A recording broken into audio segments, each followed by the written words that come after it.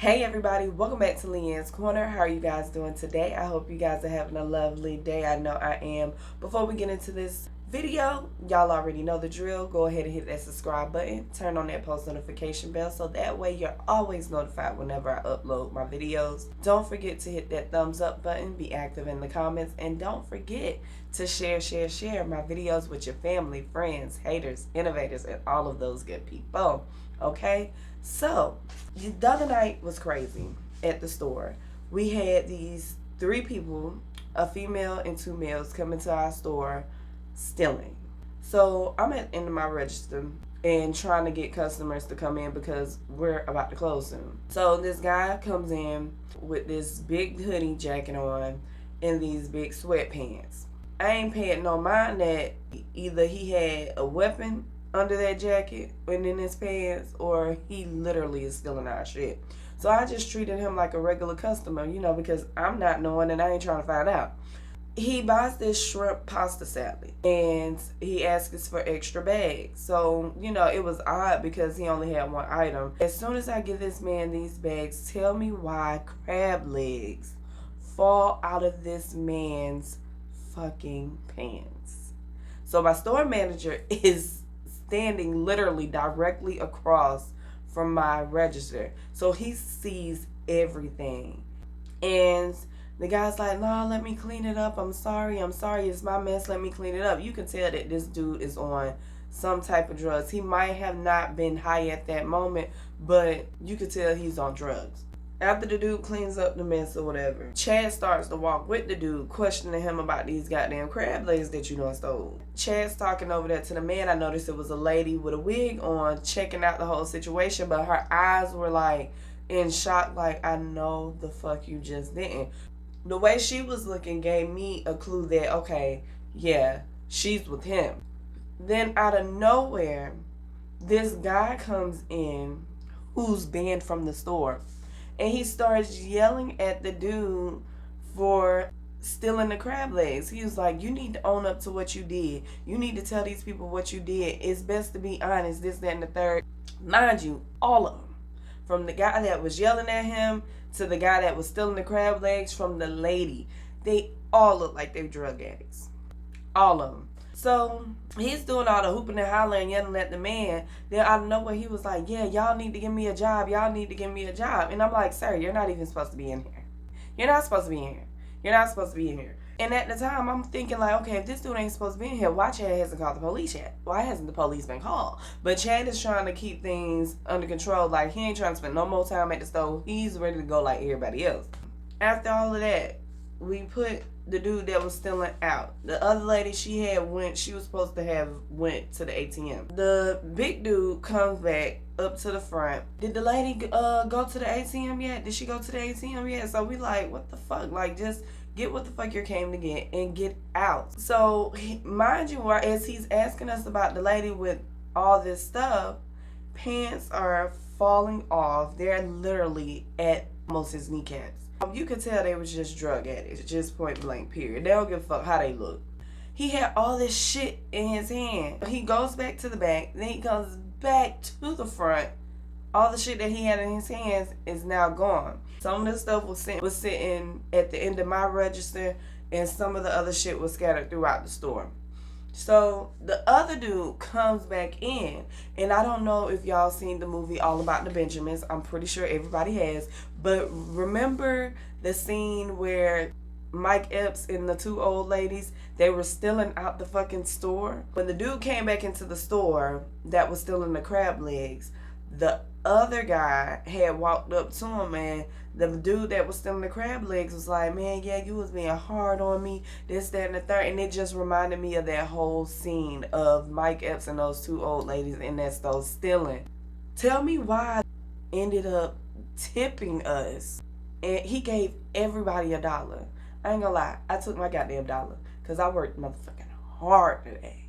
I worked hard, you know what I mean? But we ended up getting them out the store, but that shit was so crazy. Like, I was like, what the fuck? Okay, so let's go ahead and get into it, y'all. Let's start off with the biggest story of them all, Mr. R.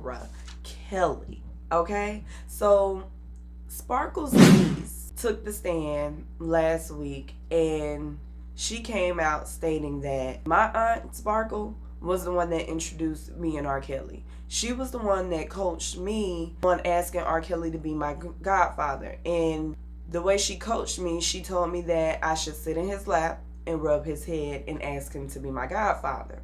So then she continued on with the testimony stating that her and R. Kelly started having sex when she was 15. Yes, she is the girl from that sex tape. She also explained that the reason why it was shown in the video of R. Kelly throwing money at her after they were done, he was already trying to prepare for the worst if this gets out, because he know that this is a little bitty ass girl. The world knows that it's a little bitty ass girl, and if this gets out, he just wants it to make it seem like she was a prostitute who just looked really, really young.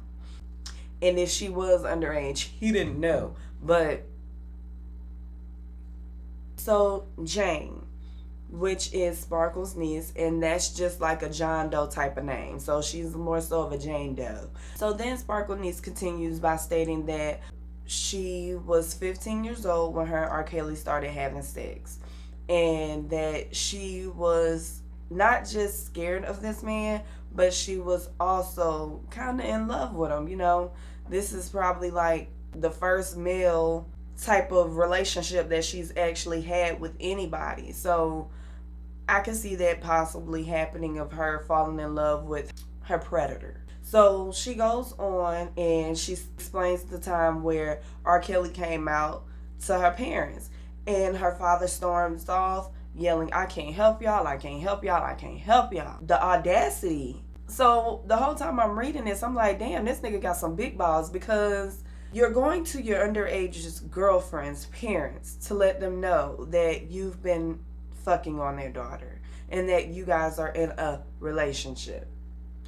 And the girl stated that when the sex tape leaked, he kept flying them out to the Bahamas and Cancun, so that way the media wouldn't be able to get in contact with them and wouldn't be able to reach them at all. And I'm like, this man just said that he's fucking on your child, and y'all gonna let him fly y'all to the Bahamas because y'all think it's a vacation, it's R. Kelly, it's money involved, like let's go get this check. But you're running up the check on your fucking daughter's vagina to this grown ass man. When it comes down to this case right here, some of these parents, they need to be locked the fuck up too. So then she goes on to admit that yes, she was one of the girls that was recruiting other girls for R. Kelly. She was the ones that was going out there to get them, befriending these girls, and blah, blah, blah. So then we have Sparkle. Sparkle took to social media. I don't know if it was Instagram, Facebook. I don't know what social media platform it was, but there was a video that surfaced of Sparkle responding to her niece's testimony, stating that that girl is an absolute fucking lie, and that she never coached her niece on asking Robert to be her godfather. And she did admit that, look, I did introduce her to R. Kelly, just like I introduced other family members to R. Kelly. And the reason why I introduced my niece to R. Kelly is because I was hoping that he can get her a record deal. And the reason why she introduced her other family members to R. Kelly in hopes of them getting some type of employment from R. Kelly. And I knew the niece wasn't lying when she said, yeah, my auntie was the one that introduced me to R. Kelly. Because remember, in the docuseries, Sparkle, she did admit that she did introduce her niece to R. Kelly. And this is what I mean when I say all of this shit could have been prevented. A lot of these girls being held hostage by R. Kelly, it could have been prevented.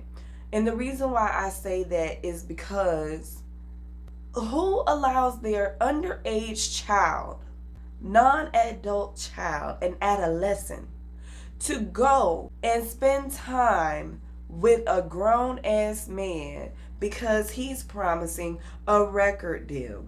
He's promising singles. He's promising albums. I don't give a damn who you are. Like I said in a couple of videos before, I don't give a damn who you are. You could be fucking Dora the Explorer. My child is not going no fucking where with you, period. And if she's gonna go, you best to be sure I am going along too. I blame Aaliyah's parents for R. Kelly messing around with her. I blame a lot of these adults. Ariel, Joycelyn's parents. I blame a lot of y'all because it could have been prevented. Y'all did not have to let y'all children go with this grown ass man who already had a reputation of sleeping with underage girls. The fault it falls on y'all too. It falls on y'all too. Sparkle, Denise's parents, Aaliyah's parents. That's why when anything come out about Aaliyah, they always got something to say because there be that guilt eating them the fuck up. Y'all saying that Aaliyah and R. Kelly wasn't married when there is proof. There's a fucking marriage license stating that Aaliyah and Robert Kelly were fucking married. All of y'all. Joycelyn Savage parents, y'all ought to be a fucking shame of y'all self. Azriel parents, y'all ought to be ashamed of y'all self. But at the same time, he knew what the fuck was right and what the fuck was wrong. And he knew it was wrong for sleeping with the underage girls. That's why in the videos it's always shown of him throwing money at the girls. So just in case this shit gets leaked or they have to go to court, it could look like a prostitution transaction. So then Sparkle wraps up her statement by stating that she was never involved with R. Kelly at all. And it's like, okay, whatever. I believe you, girl. You weren't involved. I believe you weren't involved. You weren't his type. You a little bit too old for him. But anyway, y'all, I blame the parents. And I do think R. Kelly deserves to sit in prison for 30 years. And whatever time they give him, hopefully he is found guilty. Because at the end of the day, right is right, wrong is wrong. He was a grown-ass man. He knew these girls was underage. And he could have prevented it. All of this could have been prevented if he just wouldn't have put himself in that position to be around these fucking little girls anyway. But anyway, y'all, drop y'all comments down below. Let me know what y'all think. I'm going to finish the rest of my notes when I get off. But anyway, y'all, drop y'all comments down below. Let me know what y'all think. And I will see y'all in the next one.